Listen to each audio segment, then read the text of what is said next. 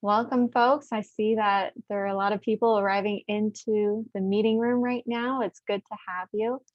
We're going to wait just a few more minutes while more people come in out of the waiting room, and then we'll get started shortly. Thank you for being here. Extraordinary, over 100%. Wow. Exciting stuff. Wow, amazed.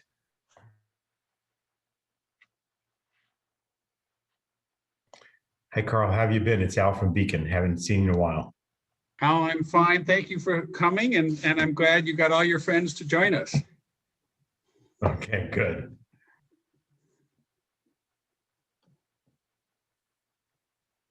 All right. Good evening, everyone. For anybody who just joined, we're just waiting a few more minutes to let people in from the waiting room, but we'll get started shortly. Thank you for taking your Tuesday night to spend it with us to talk about a new draft policy.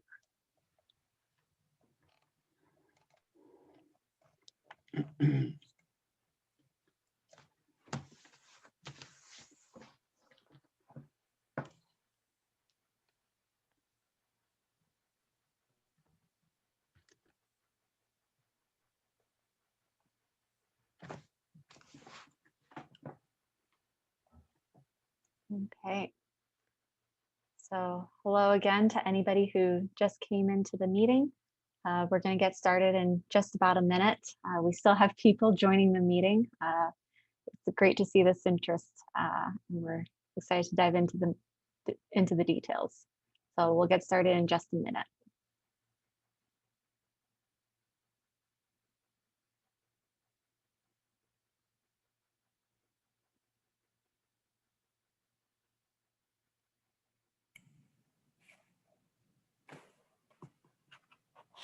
All right, I'll kick things off. So thank you again, everyone, for joining us tonight for our fourth open house to discuss a new policy to reduce carbon emissions from existing large buildings. So I did want to note that today we've received a request for American Sign Language interpretation. So both of the meetings, we've spotlit both of the ASL interpreters feeds as well as the video feeds of any presenters. So you can see all of us here. Interpretation services tonight are being provided by Elita Hill, who you see signing now, and Elizabeth Platt, and we're very grateful to them for joining us tonight. So some Zoom meeting guidance before we get started. Today we're going to have a presentation followed by breakout discussions and an opportunity for everyone to share some feedback. During the presentation, all microphones will be muted. Please continue to mute your microphone so that everybody can hear what we're presenting. If you are experiencing any technical issues or you have a clarifying question about something in the presentation, please let us know using the chat function. That's the little speech bubble at the bottom of your screen. You can also let us know if you're having an issue or ask a question by raising your hand. So to raise your hand, please click on participants, then raise your hand in the pop-up window, either by hovering on your name or at the bottom of the window. Note that we are recording tonight's meeting. The recording will include the presentation and any comments that are shared. If you do not wish to be recorded during the meeting, please make sure to turn off your video. If you do not feel comfortable participating in the discussion by speaking or signing, you can share your questions or any comments in the chat. So tonight, I'm going to go over our agenda really briefly. So we're going to say a big old welcome to everyone and introduce a couple of speakers. Then we're going to have about 30 minutes of presentation, so presenting out on this draft policy. There'll be 40 to 45 minutes of time for you to provide comments and feedback. And then we'll have about 5 minutes to wrap up the meeting and send everybody on their way. So quick introduction, I am Kat Eschel. My pronouns are she, her, and I'm the city's carbon neutrality program manager. And you'll be hearing me talk or seeing me talk a lot tonight.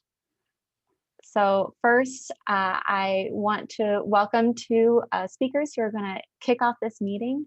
And first, I want to introduce Carl Spector, the Commissioner for the Environment, to share a few remarks. Carl, if you will.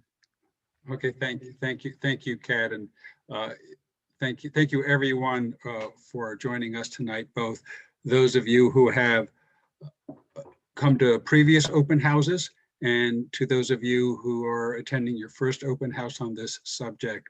Welcome, and there may be people who are participated in some of our technical advisory groups or our community advisory group, and it's all a very, very important part of the process, because this is a policy that is going to affect a large part of the city and many people in the city. And it is absolutely vital that we get the best thought, the best input about the details of what we're doing and understanding how this affects people, and to understand how people can contribute, because this is a move towards establishing some mandatory standards, but it still requires the active participation of many, many people in the city. And I want to start off by thanking Kat for leading all the work on this. She's done a tremendous job over the past year, organizing a lot of technical groups, neighborhood groups, and these open houses, and getting a lot of material together. And by her and the rest of the team, and it's been a huge effort. So thank you to Kat and Allison Brizius, the Director of Climate and Environmental Planning, and all the other people on the team who've been involved. Thank you very much. So this, as I said, this is a very important measure. It comes from our 2019 Climate Action Plan, and it focuses on large existing buildings, the largest contribution to climate change in Boston. Climate change is a public health problem, as many of you know. It increases heat waves, humidity, and air pollution. It contributes to asthma attacks, health emergencies, and worsens other respiratory problems. These health risks affect our most vulnerable residents first and worst, and that includes our youngest and our oldest residents. By reducing carbon emissions and by eventually eliminating them, we are stop worsening the impacts of climate change, at least to the extent that we in Boston contribute directly to that problem. And we're working in many venues with other cities and people around the country, around the state, and around the world to get more action and better policies so that the whole world is moving in the direction that Boston is moving. And by reducing emissions, we are also making Boston a cleaner, healthier city right now. To reduce emissions from Boston, that means we're going to make our buildings more efficient and run them on clean energy. And it's going to make the buildings more comfortable, cleaner, and smarter for residents and workers. It creates jobs, and it creates an opportunity to grow the workforce of trained and experienced builders and tradesmen and women who know energy efficiency and renewable energy. It's also an opportunity to think through how buildings decarbonize and how we finance those solutions and how we ensure that we're not driving up the costs of housing or having other unwanted side effects of this policy. That's why we've been engaged in this year-long process to develop this policy, working with engineers and building managers and consulting with residents whose lives will be changed by this policy. And that, of course, is the purpose of tonight's open house. We are very pleased and excited to present the current draft summary of this policy to you today. It reflects our commitment to equitable climate action using community expertise and technical analysis to inform our decisions. We look forward to hearing from you today. So please speak up, please contribute to the discussion, both now, send us comments later, and we look forward to partnering with you in the months and years to come to carry out this important work to improve our buildings and make Boston a healthy, carbon neutral city for all. Thanks very much. Back to you, Kat. Thank you very much, Commissioner.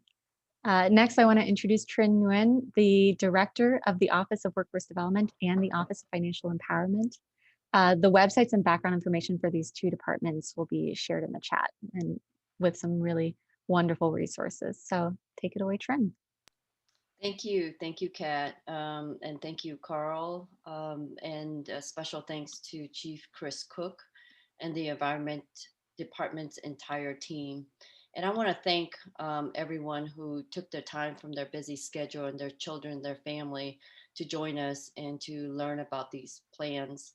It's important for us in the city of Boston and Mayor Walsh to hear your thoughts, because engaging community and residents is important to what we do. And we have to do our job to prioritize your voice and what you think and your expertise as well. So thank you for joining us. I look forward to hearing you all. Retrofitting Boston's building and deploying clean energy will create new quality construction, energy efficiency operations, and great job opportunities for workers in the growing green economy. And we want to ensure that residents and people who are impacted by these development and this work gets first dip at economic opportunities generated from this climate action plan. There are many different trades involved in building these renovations, as you know. This work includes electricians, carpenters, roofers, plumbers, HVAC technicians, estimators, pipe fitters, and more. And we all know that the supply chain of these job industries are also involved. So the ripple effect for the economics of this work and this effort is enormous. High performance buildings offer job opportunities after the renovation as well. So building and sustaining the work is important. Building operators, maintenance workers, and building automation controls experts all play a vital part in ensuring that buildings run at a peak performance. The construction work related to the performance standard will require millions of job hours over the next 30 years. As we work to retrofit our buildings, we're supporting and enhancing existing training programs and expanding career pipelines in partnership with our local employer. We're working to increase racial and gender diversity in the building trades through upskilling, incumbent worker training, and deepening the partnerships with resident and neighborhood groups. Boston schools and academic institutions, trade unions, and nonprofits are connecting youth, young adults, women, and people of color with career opportunities in the building trades and within these retrofit fields. Our neighborhoods jobs trusts, along with funding sources, are supporting innovative programs that increase access to high quality careers in green building efficiencies, for example. And our tuition-free community college program works with 6 partners who are both 2-year colleges and community colleges to provide tuition-free and post-secondary credentials in this field. The key is to link these graduates to these job opportunities that the city is creating in the neighborhoods. Other examples include the Roxbury Community College Center for Smart Building Technology, and they're also training people to manage state-of-the-art high-performance buildings. And our Youth Options Unlimited Boston is working with young people from court-involved or at-risk backgrounds to find opportunities in the building trades and other careers. So we really have to challenge ourselves to get everybody involved so that they can access the economic mobility of these opportunities. Retrofitting our buildings is an opportunity to drive job growth and increase access to high quality career opportunities in green construction, energy efficiency, and building maintenance for Boston residents, women, and people of color. The sustainable, inclusive economy we're building provides an opportunity for wealth building and career pathways for Boston's future. We're excited to be an essential partner in this important endeavor, and I'm looking forward to hearing and learning from you. Happy to answer questions during the Q&A or offline. Thank you so much, Kat. Back to you. Thank you, Tren. It's great to have you here. And it's been wonderful working with your offices over the past few years to really build out that that career pathway in all these different careers that are going to be involved in the work of decarbonizing our buildings. Okay, so next let's dive into the meat of the presentation. Thank you to both of our speakers. So what we're going to be going over today is I'm going to recap our goals and our process to date. I'll present the draft policy, We'll go over next steps and how you can continue to stay involved. And we'll, of course, have plenty of time for comments and discussion. So first, let's start with our approach and our goals for equitable climate action in Boston. So climate change is already affecting Boston. What you see here is a map of Boston Harbor in 2070 with 40 inches of sea level rise during a 100-year storm event. But we've already started seeing that flooding happening during storm events today. The blizzards in 2015 and 2018, as well as heat emergencies in our summers. And so our work in Boston is grounded in the city's commitment to climate action. We're working to both prevent the worst impacts of climate change and to prepare our communities for its effects. Carbon emissions are already changing our climate, and they're causing sea level rise, extreme heat, and stormwater flooding. Communities of color and other socially vulnerable populations are disproportionately impacted by the effects of climate change. We know that buildings account for 70% of Boston's greenhouse gas emissions, and we know that our emissions are not decreasing fast enough. That's why we need to accelerate carbon reductions by pursuing efficiency, electrification, clean energy, and placing social equity at the heart of all of our policies and programs.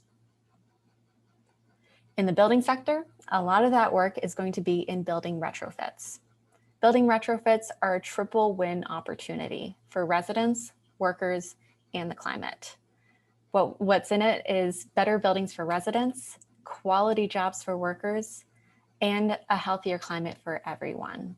So as we develop and implement new policies and programs to cut carbon from buildings, we're working towards those three goals to ensure that our action provides tangible benefits for residents, workers, and the climate.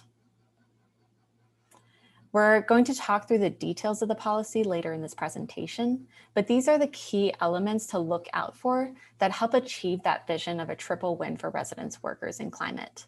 They include community oversight, funding for emissions reductions projects in environmental justice populations in Boston, support for economic inclusion, transparency and accountability, and connecting residents and building owners to resources. The policy we're talking about today was identified as a high priority strategy in the 2019 Climate Action Plan update. We worked with a community working group that represented over 65 organizations from across Boston to identify actions that we needed to take in the next 5 years to get on track to carbon neutrality. For each action, we discussed how to design for equity and mapped its implementation over the next few years. One of the strategies that we mapped out together was to develop a carbon emissions performance standard to decarbonize our existing large buildings. The policy was prioritized by the working group because it directly focuses on our largest source of emissions and creates a framework for building owners to decarbonize over time. Setting long-term targets allows building owners to decide when to time their investments and to pick the technologies that make sense for their building. There are also opportunities here to improve air quality by using clean energy, to reduce energy use and reduce utility bills for residents and tenants through energy efficiency, and to make buildings more comfortable and healthier for building occupants. In the final 2019 Climate Action Plan Update report, we included a detailed implementation roadmap for this strategy. We shared a draft of that roadmap in our final community working group meeting. So this is something that also received feedback from the community prior to being finalized. In that roadmap, we committed to the following: to develop carbon targets that decrease over time and reduce our annual carbon emissions from large buildings 100% by 2050. To evaluate lowering the threshold for covered buildings from 35,000 square feet, to include multiple pathways so that buildings can choose options that make sense for them, to evaluate the development of a fund that could be used to support affordable housing retrofits or community energy projects, and finally, to introduce an amendment to our existing policy by 2021.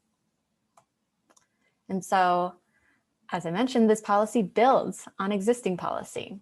It builds on the 2013 Building Energy Reporting and Disclosure Ordinance. Under this policy, buildings on over 35,000 square feet or 35 housing units must report their energy and water use to the city each year. The city then publishes that data.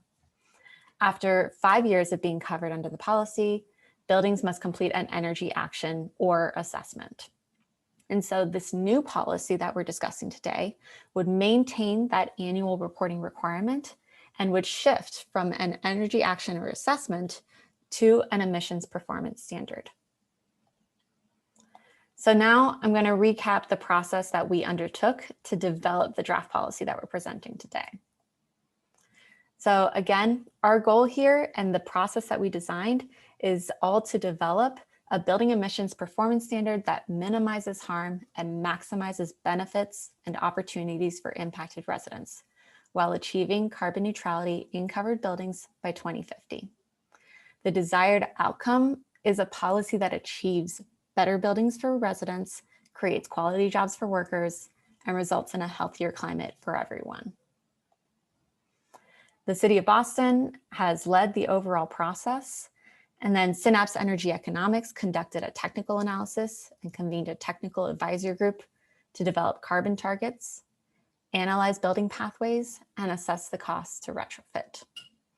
One Square World and Alternatives for Community Environment convened a resident advisory group to share their lived experiences and ensure that impacted communities were centered in the policy design process.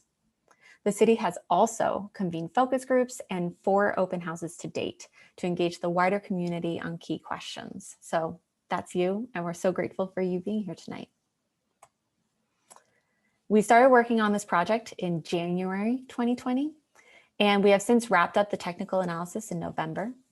The resident advisory group is having its 3rd meeting next week.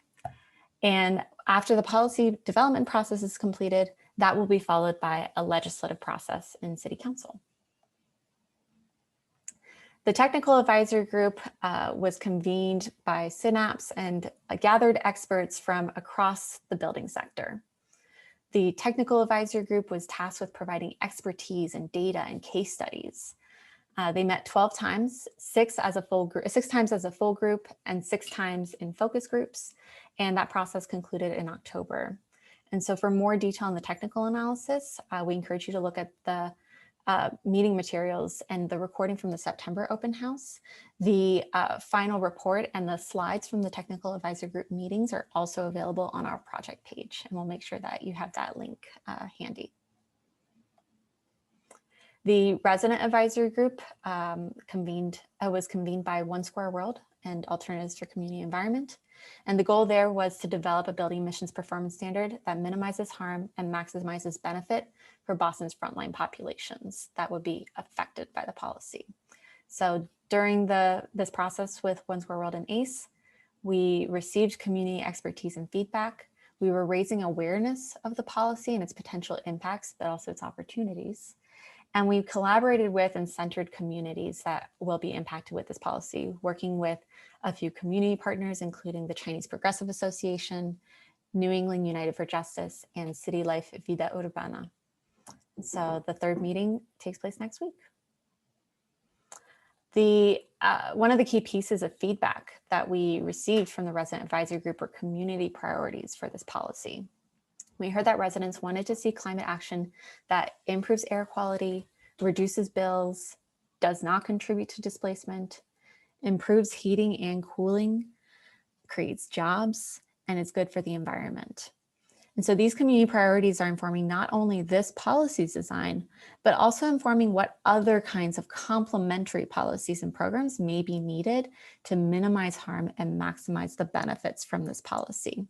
This policy does not exist in a vacuum. We've also been hearing from the wider community in open houses, and I'll highlight in the presentation some areas where that feedback is reflected. Some of the opportunities that you shared in July were the possibility of more buildings becoming more energy efficient and benefiting more residents. You saw buildings in need of efficiency, an opportunity for education and training and jobs. You also shared some concerns. So concerns about the potential impacts on residents of these buildings, how building managers in smaller buildings might experience the new policy, as well as the effectiveness of new building technologies and concerns about transparency or city capacity. In September, we had breakout discussions that were tailored to questions and concerns that were shared in July. So we talked about designing for equity, what it takes to decarbonize a building, and about financing retrofits. And this feedback is really helping to inform the programs we're developing to help ensure this policy is a success. So this includes the Building Energy Retrofit Resource Hub, which is providing guidance on building retrofits and connecting building owners to technical and financial resources.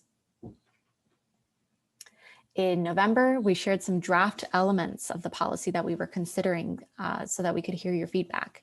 And so we heard a lot of different comments, but some highlights include that funds should be used for affordable housing with a health lens, prioritizing neighborhoods with poor air quality, that we should prioritize efficiency and on-site renewables over off-site renewables, that some buildings might have unique concerns, whether due to architecture or financing or their status. We also heard a lot of interest in seeing energy storage considered in addition to emergency generators, and a lot of excitement for the potential role of offshore wind, green hydrogen, and geothermal power. So let's dive now into the draft policy. So here's an overview of the key policy elements so you have a sense of what I'm going to cover. So we're going to go over what buildings are covered, the reporting and disclosure requirement, the review board, emissions targets, different flexibility measures, the compliance pathways that are included in the draft policy, the investment fund, compliance measures, and then I'll go over some other supportive measures that are designed to help strengthen the equity of the policy's implementation. So first, the threshold for covered buildings is proposed to decrease from 35,000 square feet or 35 units to 20,000 square feet or 15 units. This threshold aligns with the threshold for small project review for construction of new buildings at the Boston Planning and Development Agency. And so this would cover an additional 1,200 buildings with 42 million square feet. We had committed to exploring that lower threshold in the Climate Action Plan update. And during this process over the past year, we continue to hear significant interest in more buildings being covered, but also concern about outreach and education for owners of newly covered buildings. That's why in the draft policy, newly covered buildings would begin reporting their annual energy and water use in 2022 and would not be subject to emissions targets until the second compliance period starting in 2030 for their emissions released in 2030 and reported in 2031. And so this allows nearly a decade for building owners to familiarize themselves with their responsibilities under the standard and to plan their building's pathway to carbon neutrality. In terms of what kinds of buildings this adds, there's a lot of multifamily that would get added, mixed-use buildings, offices, some assembly, some storage, and so on. So next, the reporting component of the existing policy is maintained with some updates. Buildings will continue to report energy and water usage and square footage. Building owners already have the option to report additional metrics like waste or occupancy, clean energy purchases. In the draft policy, we call out some additional data points that a building would be able to report if relevant. So this includes any custom emissions factors, electric vehicle charging, emergency backup power, energy storage, and voluntary tenant surveys. So for example, energy storage was something that was raised in the December open house and that we've since included. So your feedback is helping to shape this policy. In the current policy, buildings report data to the city and the city then discloses it. In the draft policy, we have added that data will be disclosed in multiple languages to support our goals of language and communications access across our programs.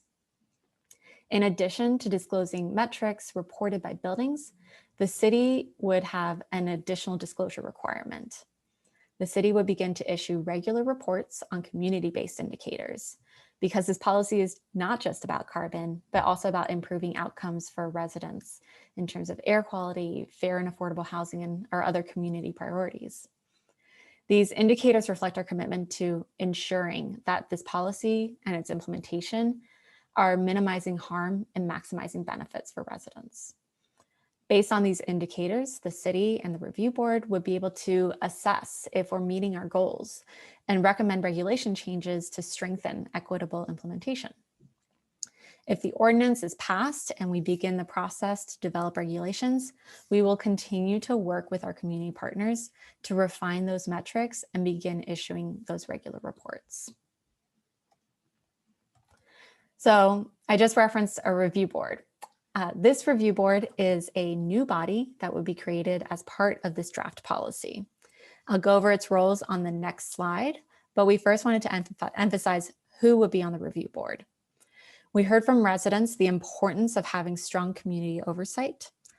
2/3 of board members would need to be nominated by the community and community-based organizations with missions prioritizing environmental justice populations.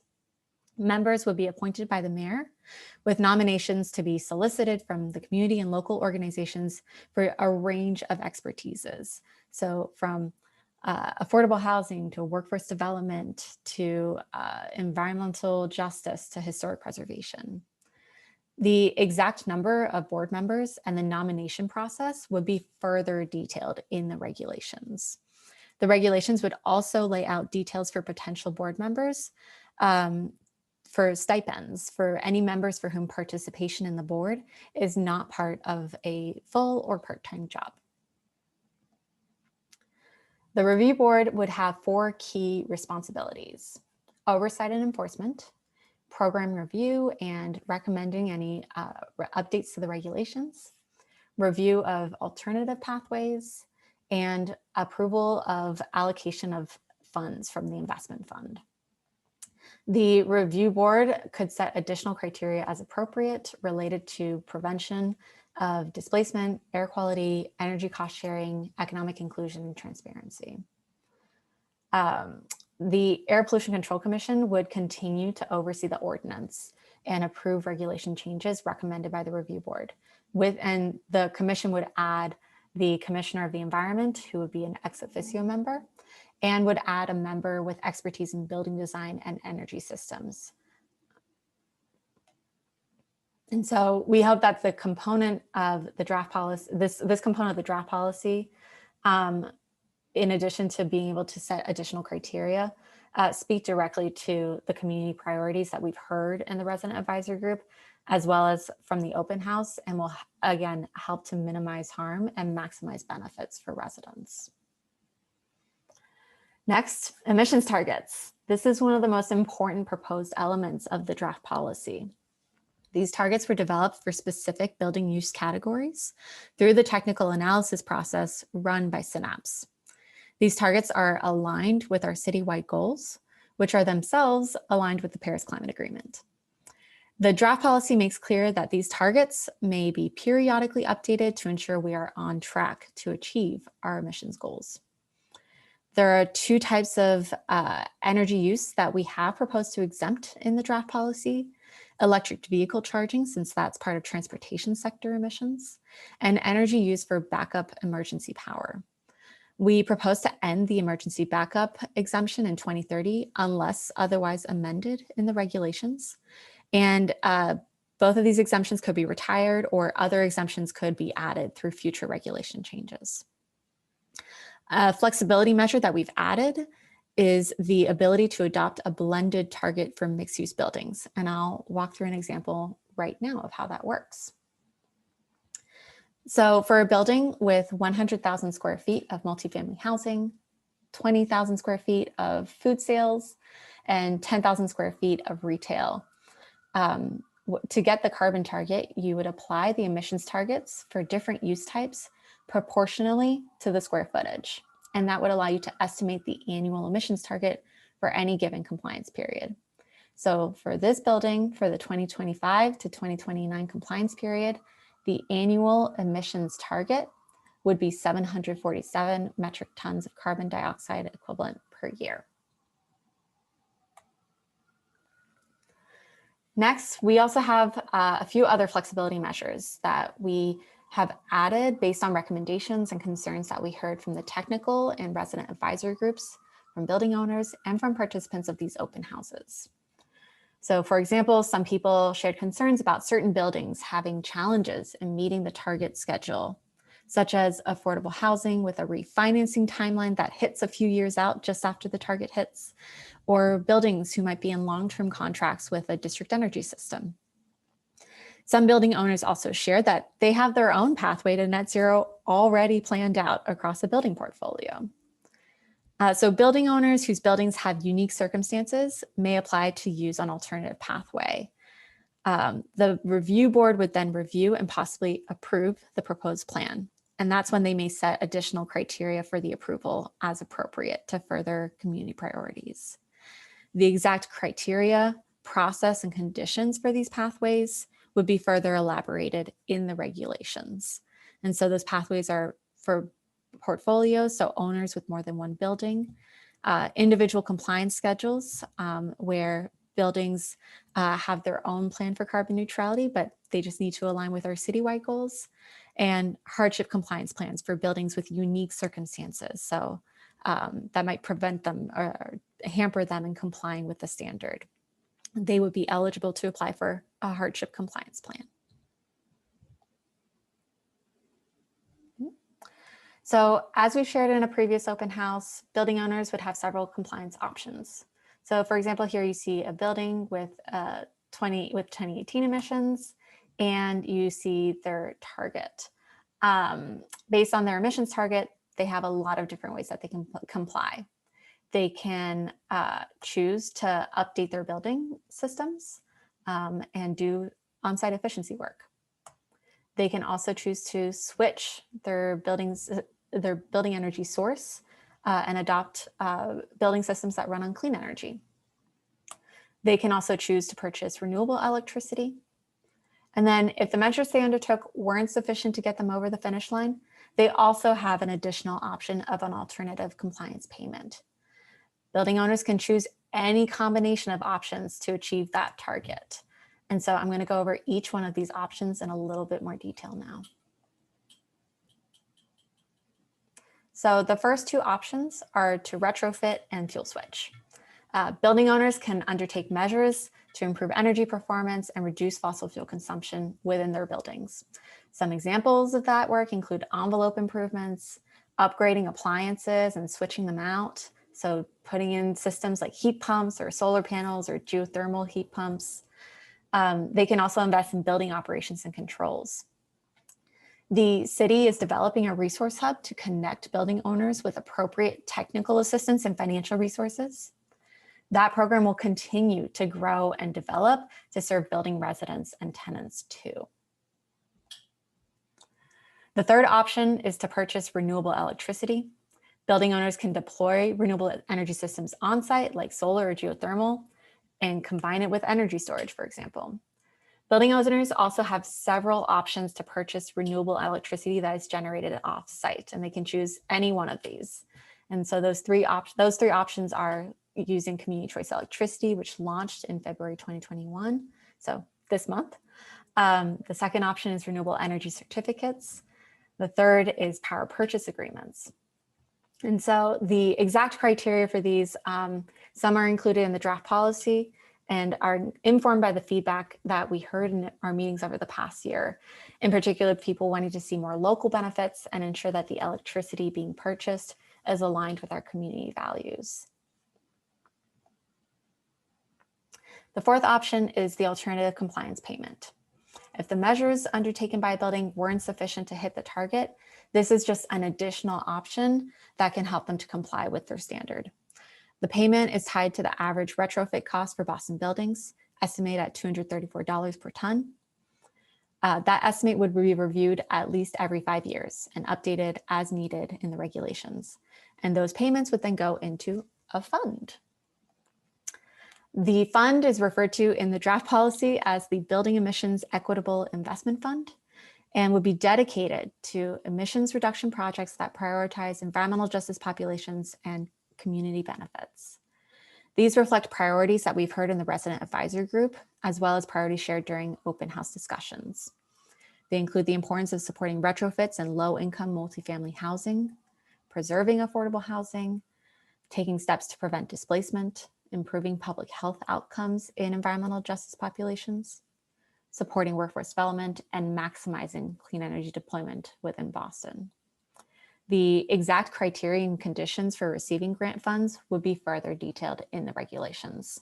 The review board would have oversight over the fund and would approve which projects receive funding. One of the review board's other responsibilities is oversight of compliance.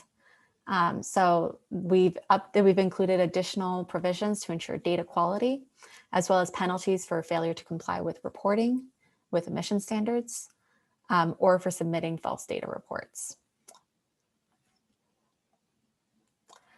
Finally, this draft policy would not exist in a vacuum. We're working to develop supportive programs, and we're advocating for other policies to help strengthen equitable outcomes.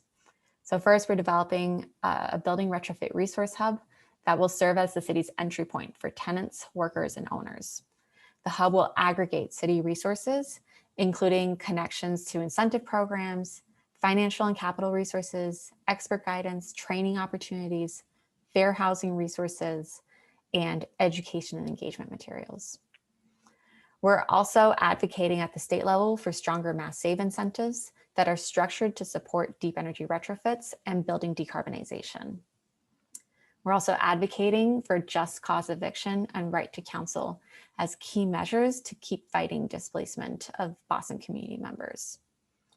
A few other anti-displacement measures already in place include the right of first refusal, the right to stay for condo conversions, and a new mandatory notice of tenant rights that landlords must provide to anyone they are seeking to evict.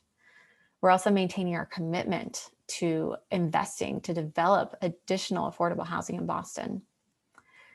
During COVID-19, the Office of Housing Stability is offering legal services for anyone, and people can apply for help paying their rent through the Rental Relief Fund. And so I'll make sure that that link is shared after this meeting. I also wanted to note that the federal eviction moratorium for COVID-19 has been extended through March. To summarize, we just reviewed covered buildings, reporting and disclosure, emissions targets, flexibility measures, the compliance pathways, the investment fund, compliance measures, and some of the key supportive programs we're continuing to develop. And there's a lot more in terms of supportive programs. So if you have any questions about other aspects that you're concerned about, please let us know and we can share some of the other work that the city's doing. To close out this overview, I wanted to highlight again key features that reflect community voice here. The first is the emissions reduction fund, the investment fund. So by supporting local emissions projects that prioritize environmental justice populations.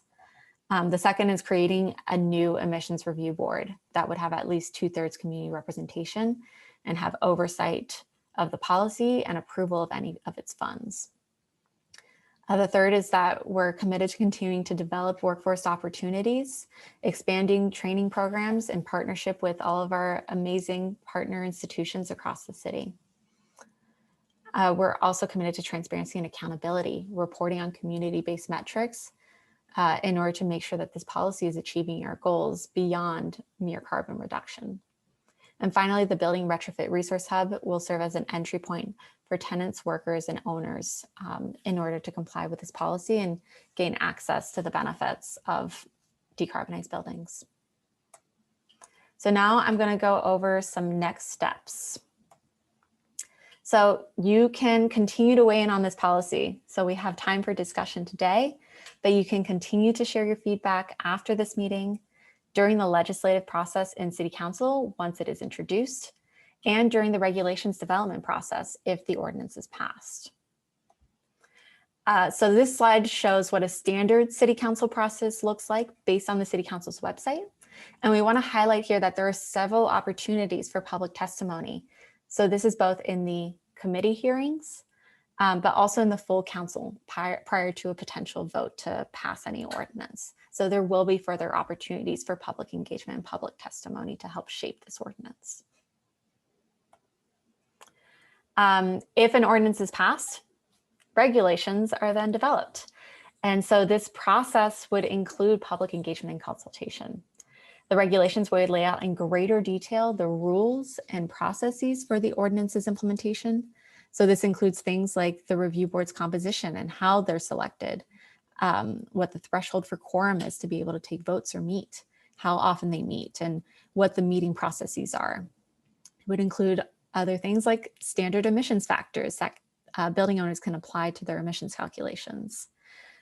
They would also include procedures and criteria for regulations for elements like hardship compliance plans or how to allocate funds, as well as step-by-step enforcement procedures. So a lot of that nitty-gritty detail and the how would be part of the regulations process. Any final proposed regulations would also be discussed publicly within regular proceedings of the Air Pollution Control Commission, in addition to any public engagement that happens during their development. So there will, same thing, be multiple opportunities for public input. So now we have about 40 minutes for comments and feedback. So to share feedback, please type and enter into the chat box, or you can raise your hand at this time to ask a question by clicking on participants at the bottom of your screen, then on raise hand at the bottom of the pop-up window. I saw that for some people, there's a possibility that you might need to click on reactions in order to raise your hand. So that might be an option for you, depending on what version of Zoom you're working with. So I'm seeing a lot of questions in the chat, which is exciting. I'm going to call on Allison to help me out here and get us started if possible. Sure. Thanks, Kat. Our first comment is from Maxwell Burke, although he's asked us to give him 1 second. So we will do that.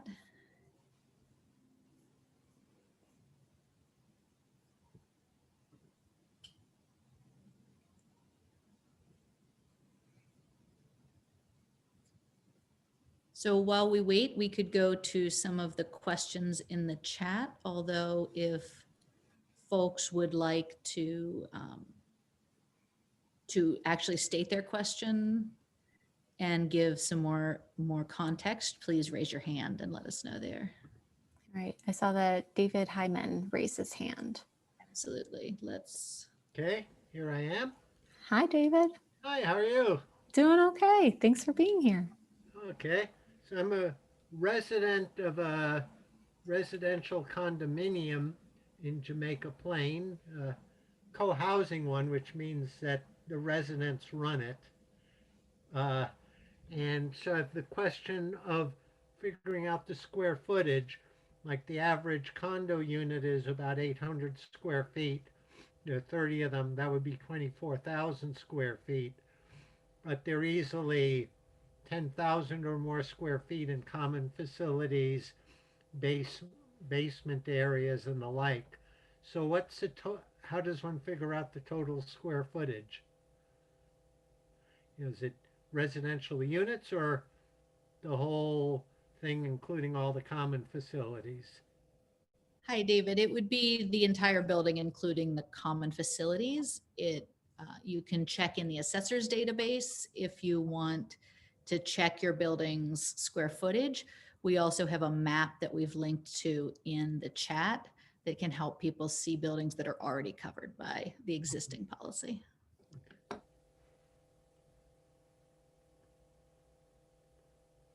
I see we have another hand. Does that answer your question? Yeah. Great. I see we have another hand raised by Dennis Villanueva. Hi, good evening. How's everyone? Quick question, Allison. and I raised this question before, and is there going to be any consideration in the near future to do carbon offsets, which I believe at this point, it wasn't mentioned to the presentation, understanding that there would need to be very stringent rules to pick for those. But displacing thermal load, as we have spoken previously, is very difficult, especially for some types of buildings. And I'm just curious if that would be discussed or allowed at some point.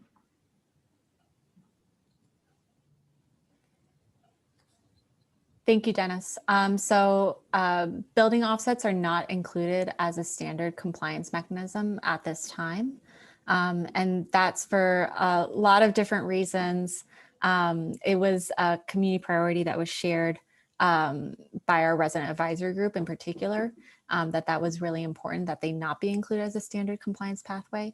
That being said, for buildings, again, that have sort of unique circumstances that are, for example, locked into long-term energy contracts that they can't get out of with a district energy system, they would fall under potentially the hardship compliance plan kind of situation. And so that would be something that it's more of a unique circumstances that would be subject to the review board approval. That's how it would currently fit into the standard as drafted. And I would just remind folks that this is a feedback session as well. So if you have thoughts on items not covered by the policy or adaptations that you'd be interested in seeing, please share them with us. Just as a follow-up to that, right? Mm-hmm. That reading the city's carbon report, there's still a projection that there's going to be a significant gas load by 2050. So that would mean that not every building can electrify, and we had other sectors that cannot. That would need gas unless something else shows up. So that's why I raised that question. I mean, how are we going to deal with that leftover? Just paying the alternative compliance payment is going to be at a premium for all facilities. Thank you for sharing that. So I would note that the carbon-free Boston analysis that you're referring to didn't assume any major new technologies. It only assumed technologies that are currently available today. We know that in 30 years, there's likely to be quite a bit of innovation. But also the emissions targets are something that would be regularly revised to make sure that they're consistent with our goals. And so again, I think that based on the situations that I know that you've shared with us, that it might be buildings with unique circumstances that would potentially go through a different pathway that would be subject to review from by the board. But thanks for flagging that, Dennis. Thanks. Next, we have Bunker Henderson. Yes, thank you. I noticed in some notes of the technical advisory group that in order to have the flexibility for some owners to use an individual compliance schedule, that allowing for that would require the emissions standards to be tighter, more stringent than otherwise for those other people who would not use an individual compliance schedule. Perhaps as much as 9% to reach the 2025 goal and 14% tighter in 2030. Is that true? And if so, could you explain that a little bit and how you balanced the benefits of flexibility against the perhaps the more stringent requirements that other owners would be subject to? Sure. This is something that we discuss quite a bit in the technical advisory group, but also in focus groups and dedicated conversations with building owners to understand the calculus that they were making. So you're right that if you include the individual compliance schedule or sort of the improvement over time kind of format, it's something that is very, very valuable for a building owner that might have just acquired a building that is very highly emissive. It might be a really inefficient building that's running on coal. And so for that kind of building, the amount of work and the investment that it would take to meet a target in a given period might be really, really steep. And so for a building that has very high emissions currently, having that ability to decrease their emissions progressively over time was something that was highly valued in the conversations that we had with building owners. And so that was a trade-off that we presented, that if you include that pathway in giving some buildings that have high emissions that flexibility, that you then are having the standard emissions targets be lower than they would otherwise. And that was a trade-off that folks were seemed to find acceptable. And so that's why the emissions targets that we've proposed take into account the fact that some buildings may be taking that pathway of improvement over time in the individual compliance schedule. Thank you. So next we have Maxwell Burke. Hi, thank you. I just wondered if you could expound a little bit on how you're planning on executing the portal that would unite the consumers with the energy efficiency providers, for lack of a better term. Sure. So we've actually already launched an early version of that, the Building Energy Retrofit Resource Hub. So that's available on our website now. So it's a new program launched in collaboration with Eversource to connect building owners to those resources. And so the Resource Hub, we hope in its sort of full edition, is something that would provide deeper integration of a lot of existing city services. So bringing in services offered by the Boston Public Health Commission, from the Boston Home Center, the Office of Fair Housing, and many others, and essentially act as a single entry point so that then that program would be able to direct people towards the service that makes most sense for them. And so being able to have an entry point for tenants who might be having a fair housing issue or be desirous of engaging with their landlord in building improvements, or workers conversely who are interested in finding employment opportunities in the space or training programs and connecting them to those. So it's a program that's in its early days, but that will definitely be the subject of a lot of growth. If you have programs that you or you know of initiatives that should be connecting, or that this hub should connect people to, we're all ears. Please let us know. It's definitely something that's that we're developing right now. Thank you. Just a note for everyone, if you've added questions or comments to the chat, we will do our best to get to them tonight, but we will also be noting them all and posting them online with answers after the event. Next, we have Isa. Hello, thank you for the opportunity. I have a question about funding that are available maybe for research projects or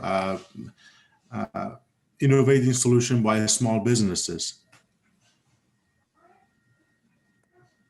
Do you mean, what kinds of research projects are you thinking of, just to clarify? Well, that could be by universities, could be some R&D projects by small businesses. So like I know in NYSERDA, the similar program in New York, they have some funding available for supporting projects like that. I'm wondering if we have similar opportunities here in Boston. So I know that the state offers a lot of funding opportunities. The Massachusetts Clean Energy Center, I think, does fantastic work in terms of pushing the envelope. A recent example of a funding opportunity that they provided was the Triple Decker Challenge, where they challenged people to identify triple deckers and propose net zero retrofits for them. So Mass CEC is certainly an opportunity offers a lot of funding opportunities. So would encourage you to check them out. There are also research opportunities offered by the federal government, the National Science Foundation. Some of them may be more or less adapted to small businesses. I appreciate it. Yeah. Thank you. Thanks. Next up, we have Loie Hayes.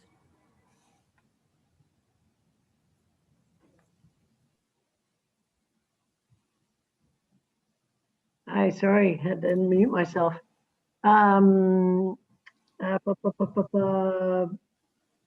Third-party verification of data. There's a lot of data that's in the current Birdo database that just seems like garbage. You know, it's obviously way too little or way too much and doesn't comport with reality.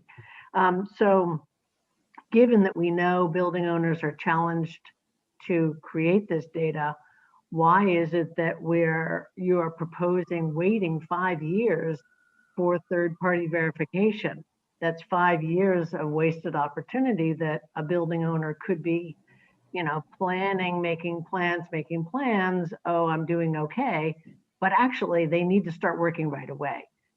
So what's the problem with having a third-party verification required either within 5 years of the first reporting, you know, prior to the first reporting, so that we know they have fairly current data, or within 1 year of their first reporting, so that we can actually, you can't manage what you don't measure.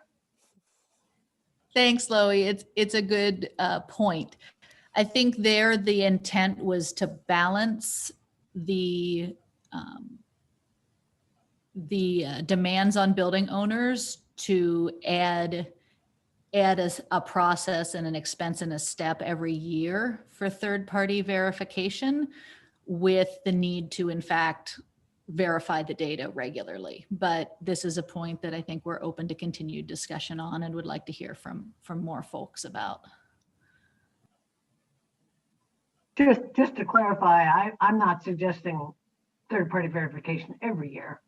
I'm just talking about third-party verification soon, so that we know, I mean, especially if the data is obviously wrong, there should be some opportunity for requirement, if not for everybody, then for everybody who, you know, is, you know, 100% different from other people in their same category. So perhaps in the first year and then 5 later instead of waiting 5. Yes, exactly. Yeah. That's a good suggestion. Thank you. Great green jobs opportunity, by the way. Good point. Thanks. Next up, we have Scott Greenbaum.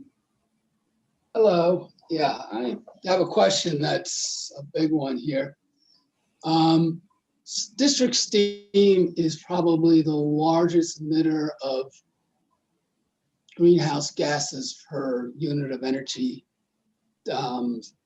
delivered to the sites. And so I'd like to know, what are the plans in this thing to phase them out? And also if new steam connections are going to be restricted, because putting another building on the district steam system just means another building that we have to figure out how to change back to an all-electric situation. Thanks for that question, Scott. So the performance standard is a carbon performance standard, which means that it's technology agnostic. So that decision as to where buildings source their energy, or what types of building systems they choose to implement and what types of energy those building systems use, is something that we leave up to building owners. It's certainly a conversation that we welcome with building owners, and I think that there's space there for a working group dedicated to this topic. But it's certainly one that's generated a lot of discussion and will continue to generate a lot of discussion. Appreciate you bringing it to the fore. Yeah, thank you. I mean, I just don't see any way of getting carbon neutral by 2050 without eliminating them, because they can't generate the quantities of steam that they produce, even with green hydrogen. And so I'm surprised there hasn't been a process put in place in this plan at this time. Thanks. Thank you. Thanks. Next up, we have Joel Harrington.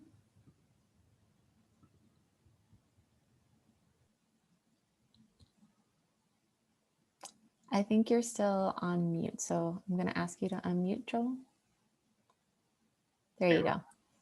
Only used this 100 times. So good evening, Joel Harrington. I'm here. We're a commercial tenant. I represent Enel X, which is the largest battery storage and EV infrastructure company in the United States. Our headquarters is in Boston. We have several hundred employees in the area as well. Just want to point out some good things I think we see in the proposal. One is we certainly like the addition of battery storage paired with solar. We certainly have seen this in our project at UMass Boston, which is an effort that is actually saving the university about $1.5 million per year on their energy spend. So I really like this, really pleased to see that. Again, like the exemption on EV infrastructure or EVs, again, we don't want to penalize, I think, building owners for doing the right thing, given that 2/3 of emissions in the city comes from the transportation sector. One addition that I think we would like to see is building owners who participate in Eversource's demand response programs. These are programs that building owners utilize to reduce peak reduction when emissions tend to be high and energy tends to be very costly. Examples include various universities in the area, certainly large commercial tenants and building owners that participate in the Eversource program on hot summer days, cold winter days, where they're asked to shift their peak use for reliability purposes. We'd like to see that added in here, as that program actually pays the folks, building owners, for participating in that program. And it's something we should be encouraging in the city, and is actually a low cost investment that does not require major retrofits or other capital intensive projects for these building owners. Lastly, just again, thank you for the opportunity and look forward to continuing to participate in these discussions. Thank you. Thank you for that comment, Joel. Really appreciate that.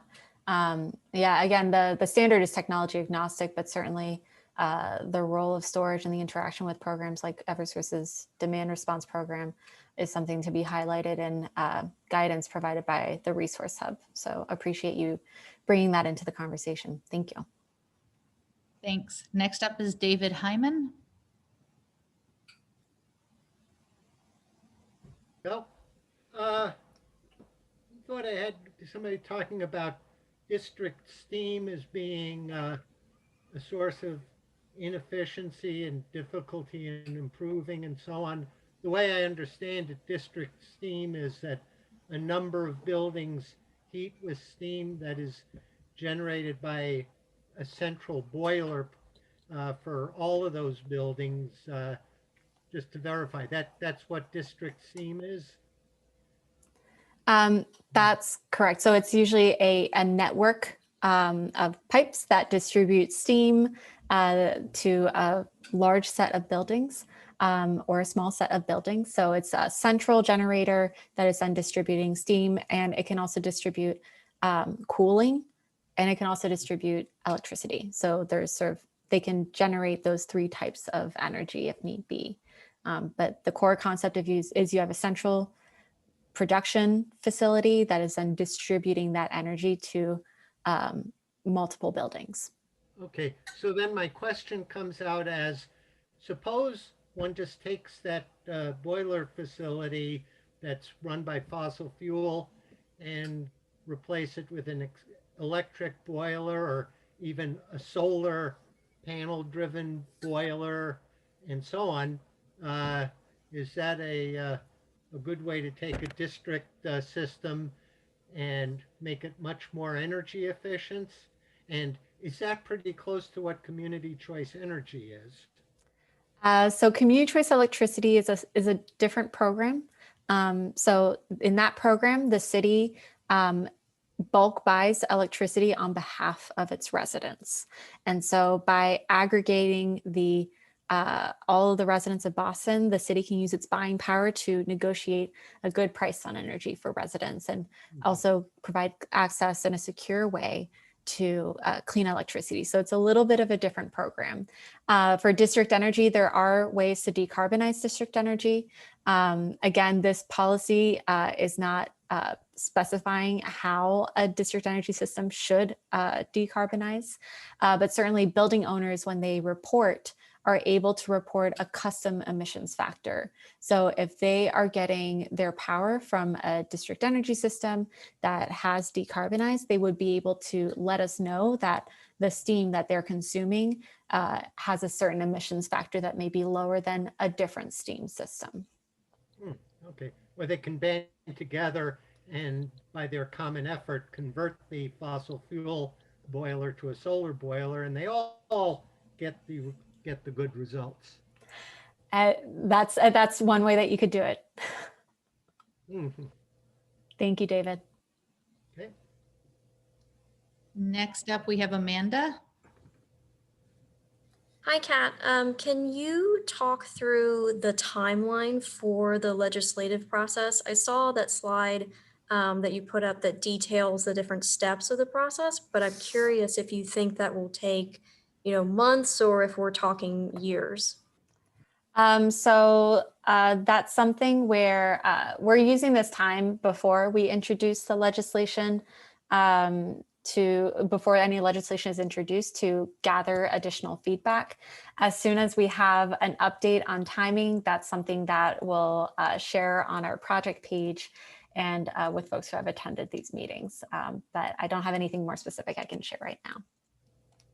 Thank you, Amanda. Thanks. Next up is Andy.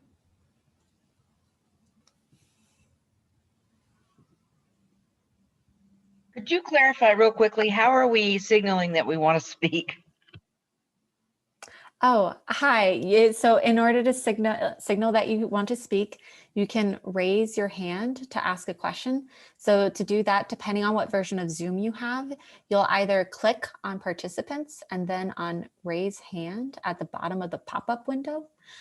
For some people, I've been told that there might be an option at the bottom of your screen that says reactions. And if you click on that, raise hand would be an option there. Or you can type into the chat that you would like to be added to the speaker list. And then Allison will be able to grab you that way. I typed into the chat because those others aren't options. So Okay. and just take a look at the chat. All right. Thank you. Andy. Yeah, thank you. So eventually all buildings will need to be net zero in Boston for us to hit our climate goals. Won't such a long gap between reporting and meeting standards for the 20 to 35K contingent leave us with a lot of catching up to do, like right as we need to be moving our focus towards helping smaller buildings get to net zero? So we can walk and chew gum at the same time, right? The existing policy, Berto, covers buildings that account for the largest chunk of our emissions. And as you drop down to smaller and smaller buildings, each of those small buildings contributes far less carbon than a single one of our largest buildings. And so by reducing the threshold, we're aligning with that small project review threshold at the Boston Planning and Development Agency, and we're going to be adding about 50% more buildings. So we're adding buildings, we're adding square footage, and bringing more people into this policy that creates a framework whereby building owners need to take action. For smaller buildings that are still underneath the threshold for the proposed policy, that's where the resource hub is still going to be available as a resource to them as well. That's also where it's incumbent on us as the city to be reaching out to building owners with information about all the different things that they can do to retrofit their buildings, to invest in them, make them more energy efficient, more comfortable for their occupants, but also prepare them for climate change. And do any resilience retrofits that they might need to do. So there's a role here for policy and a role here for programs. And our hope is that we'll be able to work with building owners at all scales to retrofit their buildings. Thanks. I guess I'm just worried that 2030 would be too late, that we need to make a lot more progress before then. So I just add a clarifying point here, Andy, thank you, is that while we're asking for smaller buildings to not have to hit the 2025 targets in 2025, they will need to hit the 2030 targets in 2030. So they'll have more time to plan, but they'll still need to hit the 2030 targets. They won't be delayed in achievement of those standards necessarily, just more planning horizon, as they haven't been a part of the policy to date. And we don't have that reporting data to understand how they're doing right now. Helpful. Thanks for adding that, Allison. Next up, we have Eve. Hi there.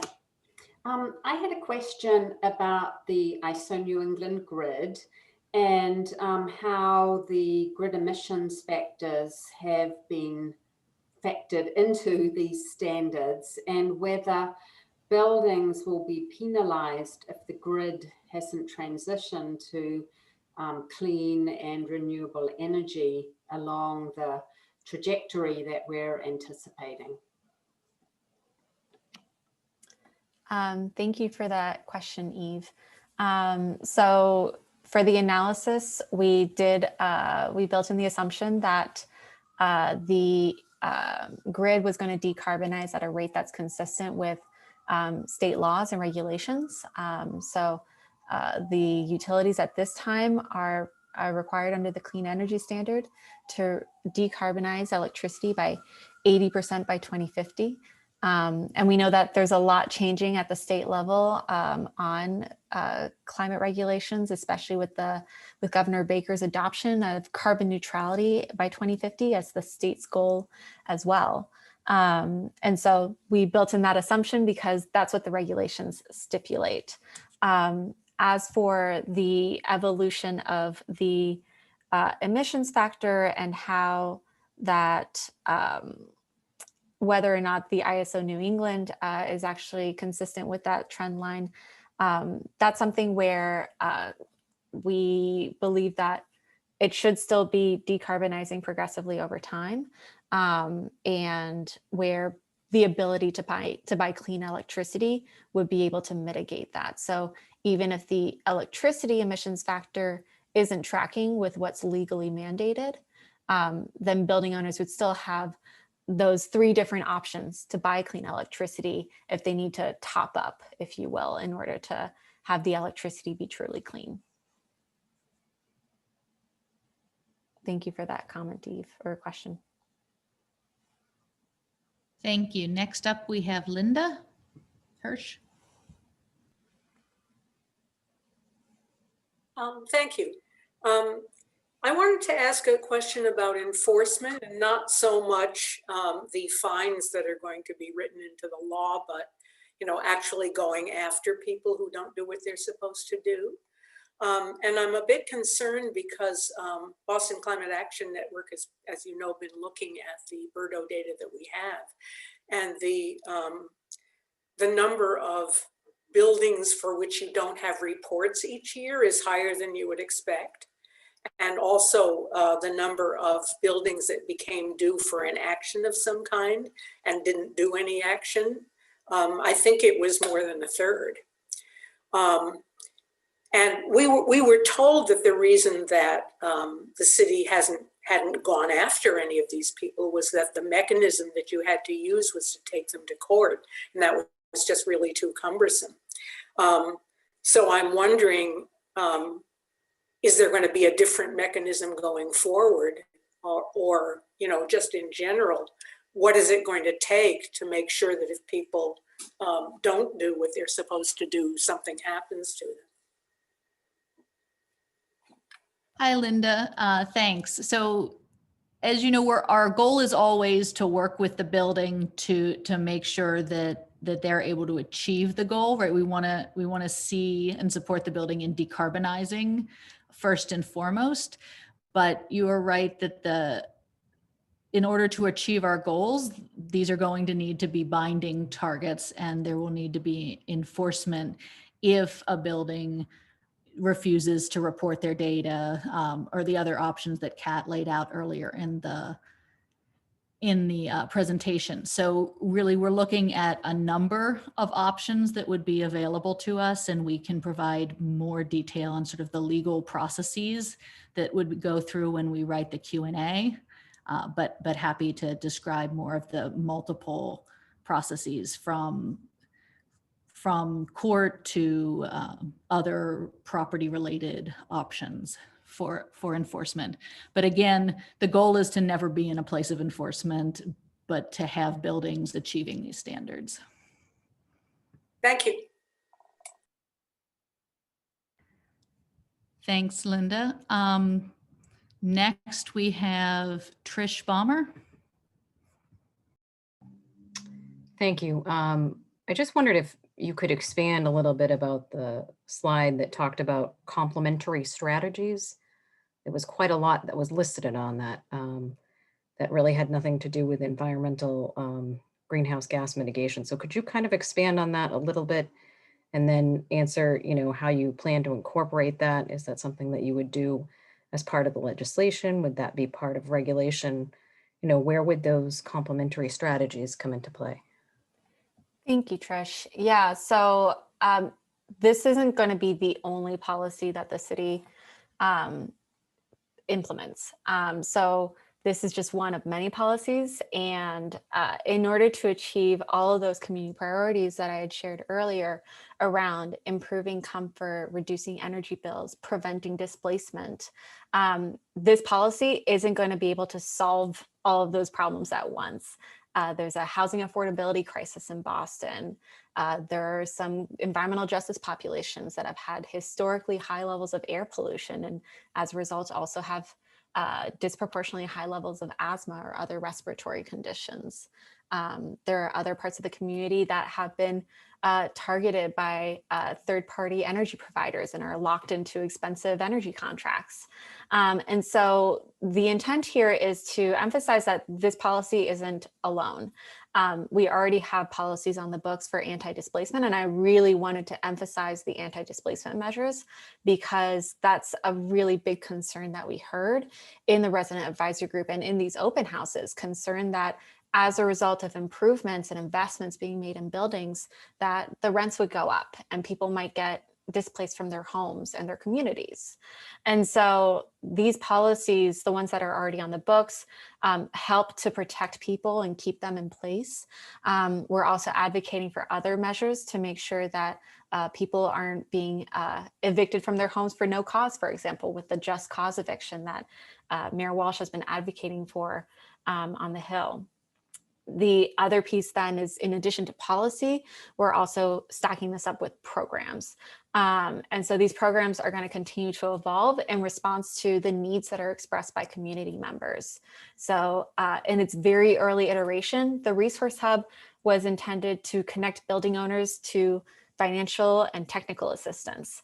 But in our conversations with the community throughout this process, other needs have been highlighted for us, the needs for tenants to also be able to find out more information and be able to access resources, for example, on fair housing, the need to be able to access resources, for example, about de-letting or interventions that can be done in the home to improve indoor environmental quality.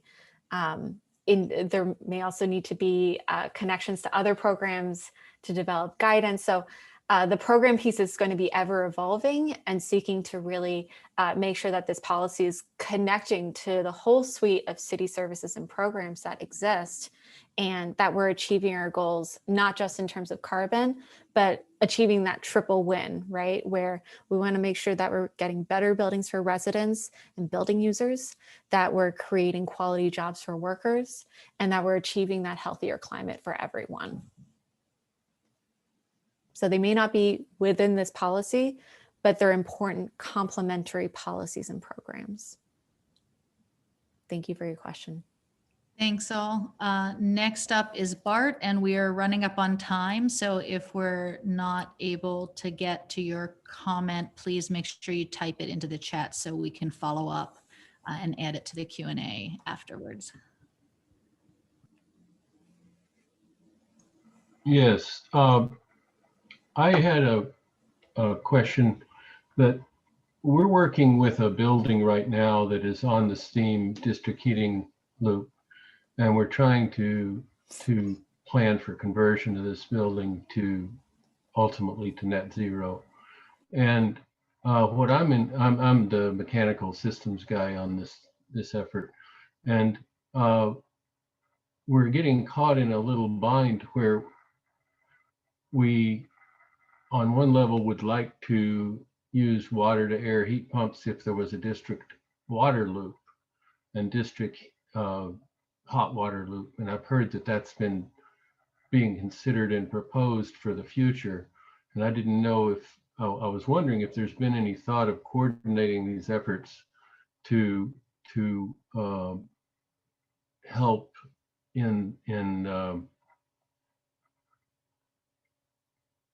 to bring these two efforts together. If the other effort is real, I've only heard about it anecdotally. Does my question make sense, or do I need to say more? Can you clarify what other effort you're referring to?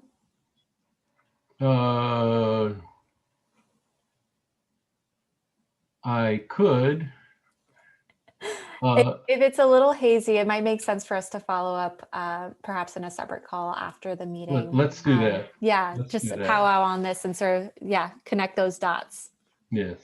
Sounds good. Thank you, Bart. I've already given my contact information on the chat because somebody else Wonderful. asked me for it. So. Great. Thank you. Thank you. Next, we have RP Thompson. Yes, I was just wondering, so currently after 5 years, a building is required to have an energy audit, and you said that would be changing to an emission standard. And I was wondering, how soon would that emission standard need to be met? Would it be immediate, or would there be another extension period to meet that since it's a new requirement? Or has that been the timeline for that been written into the policy? So the first compliance period to comply with emission standards would begin in 2025. So there would be a couple of years, right? Depending on when an ordinance would be passed for building owners to plan ahead for that first compliance period and identify whether it makes sense to just straight up meet the targets. If potentially they already meet the targets. There are many buildings that have already taken action and already meet those targets, or if they potentially want to apply for an alternative pathway. Thank you. Thank you. Thanks. Next, we have Dennis. Thanks. And thank you, Kat, Allison, Carl, Ben, and everybody else on your team for pulling this, I think, very good work together. It's great to see the progress on this, and I'm particularly interested in the evolution to the Equitable Investment Fund. I think that's a really good way to think about how to use the alternative compliance payment.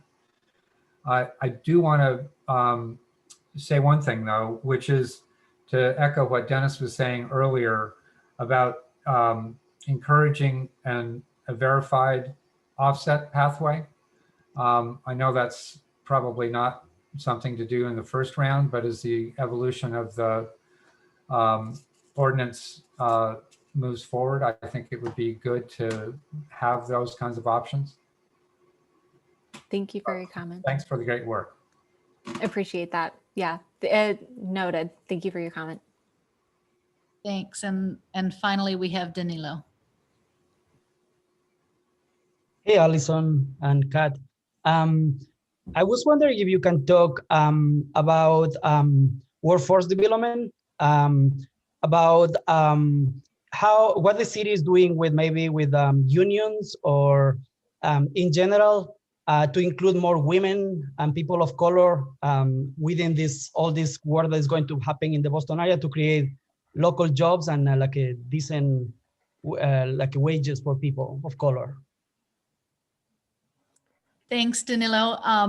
So very important point and a long answer. A lot of collaboration with Tren and the Office of Workforce Development and other stakeholders to make sure that we make a tight connection between workforce development and economic inclusion and new workforce opportunities for people of color and residents. So I'm going to propose that we follow up in more detail in the Q&A, connecting to a bunch of those resources for everyone. Can you give Teresa Mason a chance to talk? She's been waiting a long time. Absolutely. Teresa, I apologize. I did not see your hand. I will unmute you now. Okay, thank you. I had just put up the emoji with the tears on it because I don't have any other options for how to signal you. Oh, I'm sorry. That's all right. That's all right. It was funny timing. So thanks whoever called your attention to it. But my question, and I wrote it into the box on the side, is just a question of, there's so much work involved with this process that you guys are talking about, and it is impressive how you've thought it through, but it's inevitably going to be really challenging. And so it's going to take more staff than you have had on this Birdo situation, and which has been pretty low in the past, small. So have you thought about how you're going to staff up to stay on top of all these issues coming out of the ordinance? Absolutely, Teresa. That it's important to have an appropriate team to the resources. I think that one thing that is clear is that this is a citywide effort, right? So much of this is not just the Environment Department, but connected to the folks in the Office of Workforce Development, in the Department of Neighborhood Development, in the Boston Home Center, and many other spaces, and making sure that those connections are there. So as the ordinance is passed, obviously as a part of the city budget, we'll be looking at what the appropriate staffing is for the ordinance as it goes through the council process. But that would be really the time to look at what that staffing level would be and the process through which we do it. Okay, great, that's helpful. But I'm talking particularly about the Birdo and the data and the monitoring and all of that. Yeah, absolutely. Thank you, Terry. Sorry, we missed your question. I'm glad you were able to contribute. All right, so I'm going to close this out because we're at time. So a hearty thank you to everyone for your participation in this series of open houses. Comments, feedback, and up-to-date public materials will continue to be posted on our project page. So everything that we've heard from you today and any questions we didn't get to, we'll be seeking to answer, and we'll get those on our website in the upcoming week. I encourage everyone to sign up for the Greenovate mailing list if you haven't already, and follow us on Twitter at boston.enviro to receive updates on our work, because this work will continue. Please, as always, check boston.gov/events for upcoming opportunities. There's a winter cycling chat hosted by BTD tomorrow. And the Inspectional Services Department is hosting a Zoning 101 workshop a few weeks from now. So definitely encourage people to look out for those events. And finally, I want to share a reminder. You can go to boston.gov/coronavirus for up-to-date information and resources on COVID-19. And you can go to boston.gov/housing-stability in order to access the Office of Housing Stability's resources, or you can email them at housingstability@boston.gov. I want to thank our intrepid interpreters for helping us with the interpretation tonight. Liz, thank you for your time. And Evita, thank you so much for your time. Really appreciate you. And thank you to everyone for attending tonight. We'll be posting these slides and the recording of this meeting, as well as, again, all the questions and comments that you've shared during this meeting. So thank you again, and good night.